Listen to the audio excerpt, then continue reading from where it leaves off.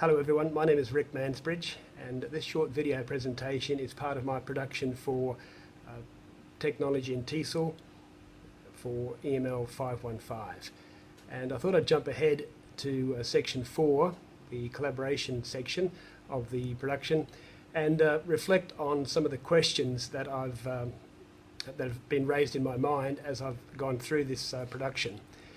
The first one has to do with the selection of different technologies, affordances of technologies in the actual teaching and learning space.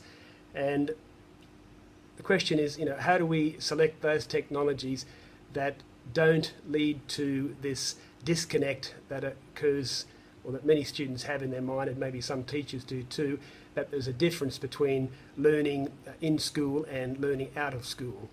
This idea that there's a difference between formal and informal learning. That's the first question. How do we select those technologies that don't emphasize this or create this distinction?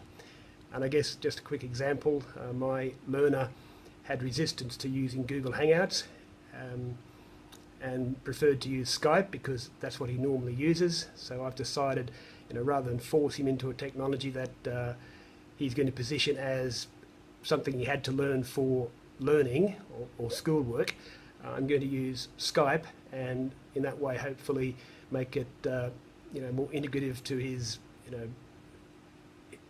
his daily work.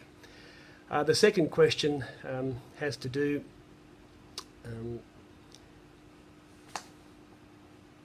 the second question has to do with the fact that some language learners, English language learners, they sort of stall in their development when they reach a certain communicative level, a level of comfort for themselves.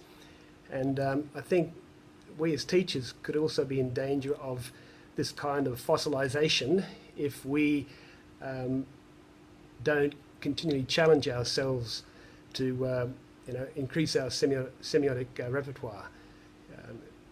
We're at a level now where we're comfortable with our meaning making, and if we don't do anything about that to increase the depth of our meaning making, then we fossilise just like an English language learner might fossilise at a certain level of comfort. And the third question, well, the question there is, how do we avoid this? What do we do about it? The third question is somehow related to that in many ways.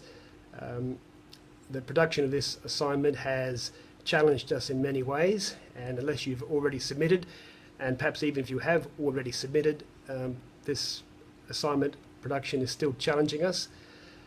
I've used words like disconnect and fossilization, and perhaps these words are ringing a bell in your mind, and if they are, the question is, what are we going to do about it going forward? Once we've finished this assessment, moved on from this subject, are we going to do anything? The reflective action research cycle, does it stop now, or do we actually incorporate technology into our teaching and learning interactions? And the question is, how are we going to do that going forward? Okay, thank you for listening.